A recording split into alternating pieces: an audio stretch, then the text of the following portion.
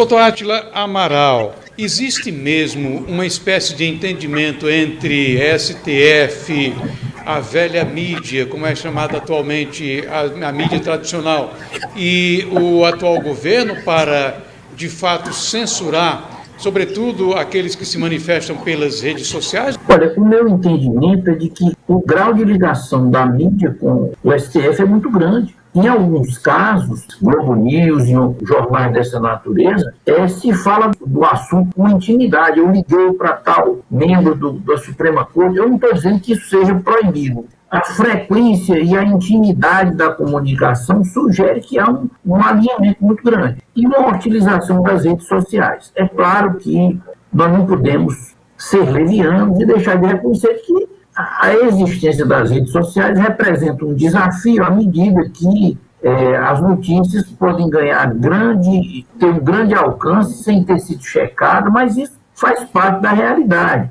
E no caso, o que é esquisito é que basicamente essas checagens são feitas com pessoas ou grupos que têm uma postura oposicionista em relação ao governo. Eu acho que não há como nós negarmos esse alinhamento. É evidente que é um alinhamento dinâmico. As grandes redes locais e as big techs, na pandemia, elas estavam alinhadas em função de objetivos maiores e de um contexto diferente. Agora, já não é mais exatamente a mesma coisa, elas não andam mais de mão dadas. Existe um arranjo? Existe, mas é um arranjo dinâmico, em que os participantes dele vão examinando a sua situação. E isso vale até com relação ao parlamento. Né? Você está observando que o parlamento está começando a tirar a mão da cabeça do ungido aí pelo sistema. Está tirando, ele está... Existe aí o famoso PL da Globo, que é para beneficiar a Rede Globo e criar problemas. Parece que tem realmente uma conjugação de interesses. Não, existe uma conjugação de interesses, isso é notório. Entenda, isso aqui não tem nada a ver com gostar ou não de Bolsonaro, de direita. O nível das manifestações pró-Bolsonaro, mesmo antes da eleição, eles tinham uma proporção gigantesca. Você não via nada na mídia, na grande mídia. É normal da mídia ela ser sensível aos interesses do consumidor. Normalmente, ela, quando tem um evento de grande magnitude, ela cobre, porque pode ser que esse evento gere desdobramento e vai pegar mal. Ela não tem informado o seu público disso. Mas havia um sentido de ocultar. Não é só no Brasil, nos Estados Unidos também. Quando houve o resultado lá do Trump, houve manifestações em mais de 100 cidades, quase 200 cidades. Eles cobriram um ou outro, dando ideia de que também não deixam de cobrir totalmente. Eles chegam no fim para dizer que não foi muita gente, tem sempre um... E aí, nessa arte de apresentar a coisa conforme os interesses, nós não vamos dar aula para eles, porque eles são os nossos professores, né? Assim, sabem fazer melhor do que nós.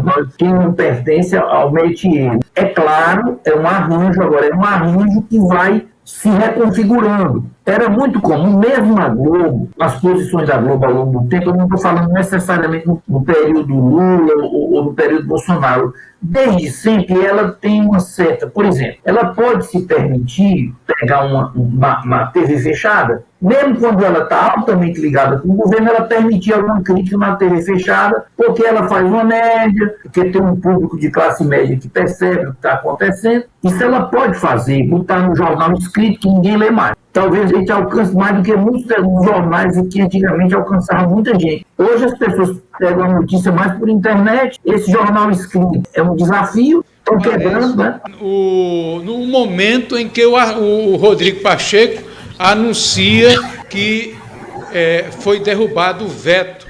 Aliás, foi mantido o veto do presidente Jair Bolsonaro no que diz respeito à questão da não criminalização de fake news ou mentiras na internet. Montanha! Eu consulto o plenário se todos os deputados e deputadas já votaram, se podemos encerrar a votação. Está encerrada a votação.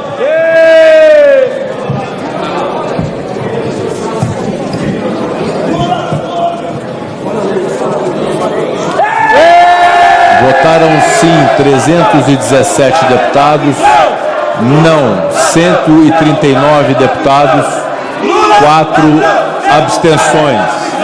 Mantido na Câmara. o veto deixa de ser submetido ao Senado, será feita comunicação ao senhor presidente da República. Bom, doutor Átila, então 317 votos contra 139 para manter aí a descriminalização da mentira, porque a mentira sempre teve, né, doutor Átila? Já tem a criminalização para quem calunia, para quem difama. A calúnia, a injúria e a difamação já são previstos no Código Penal, né? Mas o que você achou aí desse resultado? 317 pela liberdade, 139 contra. Isso traduz, na verdade, é mais uma... Porque é o seguinte, o apoio que o Congresso vem dando a esse governo, ele é artificial. Isso não é um Congresso de esquerda, é um Congresso de centro-direita, a grande maioria. Uma parte da centro-direita é dada a comercialização e, às vezes, a consciência. Mas eles estão percebendo que isso aí, a lógica da derrubada daquele veto era a lógica da implementação de uma ditadura. Porque qual é o propósito? Se houvesse um equilíbrio na grande mídia, que fosse metade governo, metade oposição, ninguém ia estar atrás de discutir essas redes sociais dessa forma. Mas seria uma discussão bem mais amena, uma votação de sexta-feira, quinta-feira para sexta, que o pessoal volta para casa e no sábado está ainda. Você entendeu? Não teria isso. O problema é o seguinte, é que para a oposição, não é só também uma questão, também não pense que a oposição está defendendo, não é só porque é a liberdade, tá? Claro que é um valor importante. Uma democracia é a liberdade de expressão, sem dúvida, né? E liberdade de imprensa e todas as liberdades. Essas são essenciais. Mas, assim, a questão não é só isso, é porque a liberdade, ela é, sobretudo, importante quando ela inviabiliza politicamente você. Se as forças mais identificadas com o poder reinante já têm um grande controle da mídia, controla algo em torno de 70% a 80% da mídia, se ela inviabilizar as redes sociais, ela não tem mais oposição, então ela pode contar a história que quiser, que é mais ou menos o que acontece aqui nos nossos estados. Eu vou pegar o gancho aí para mostrar também o momento da votação da derrubada do veto de Lula, das saidinhas, que é o assunto que eu vou pedir para o senhor também abordar agora. Como é que foi esse momento aí? Obrigado, deputado. Consulto os senadores. Os senadores já votaram, se podemos encerrar a votação. Está encerrada a votação. Votaram sim 11 senadores, não 52 senadores. Uma abstenção. Rejeitado no Senado, o veto vai à promulgação. Bom, doutor Átila, aí o momento em que houve a rejeição, né, foi a derrubada do veto de Lula, as saidinhas, o Congresso já votando pela segunda vez, e uma maioria de 52 contra as saidinhas e apenas 11 a favor. Como é que o senhor analisa aí esse placar? Esse placar, ele traduz que é o seguinte, o alinhamento em função de emendas e tal. Agora, existe um sentido de sobrevivência também. Chega uma hora que fica complicado, na maior parte do país, você dizer que favorece uma postura que contribui para o aumento da violência, da criminalidade. Você entendeu? Porque tudo isso tem um limite também. Essas duas coisas são interconectadas. Se não fossem as redes sociais, esses assuntos não teriam tanto impacto. Iria ter um grupo de pessoas fazendo oposição, mas não ia ter impacto. Aí é porque havia comunicação. Aí já é uma situação gravíssima, porque essa questão da violência ela está voltando. Ela arrefeceu um pouco ali no Bolsonaro, mas ela está voltando com uma força muito grande. O governo, se ele não fizer uma readequação de gasto, ele não está numa situação muito pior, porque ele pegou um superávit primário, pegou bom, não pegou uma situação boa, mas pegou uma situação razoável. E essa situação está se deteriorando, porque a mídia, ela chamava, para manter esses programas sociais, o Guedes queria 40 bi. Seria um furo no outro ano de 40 bi, que, sabe como é que a imprensa chamava? De um projeto kamikaze, era um suicídio. Aí ela deu 4 vezes mais para o Lula, isso aí. Aquilo que era kamikaze para o Guedes, 4 vezes mais para o Lula não é, entendeu? Então, ela apoiou esse PSDB chique, Arminio Fraga. Uma coisa é esse petista nosso aqui, do Nordeste, alguns são dos setores mais simples, o sindicalismo, tem interesse corporativo, ele não quer saber muito de outras coisas, né? Quer saber do interesse imediato dele, tudo bem. Eu entendo, ele representa pessoas que são financeiramente frágeis, tudo bem, a gente até compreende. Agora, o alto tucanato dando abono ao Lula e o pior, meu irmão, em nome da democracia.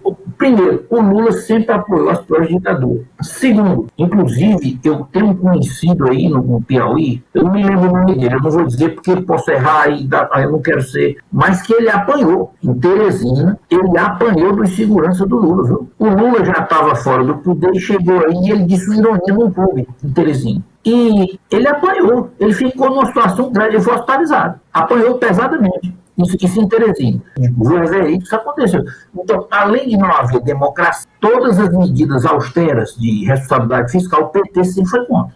Ele sempre foi beneficiário dessas medidas, porque ele pegou uma coisa, o Fernando Henrique não deixou o país numa situação boa, mas deixou organizado. Ainda hoje nós pagamos um prédio de Venezuela e do outro país lá da África, é muito dinheiro. Quando aquele Lorenzoni foi ministro, ele dizia, para mim, a grande frustração, eu pago 450 milhões por ano. É muito dinheiro.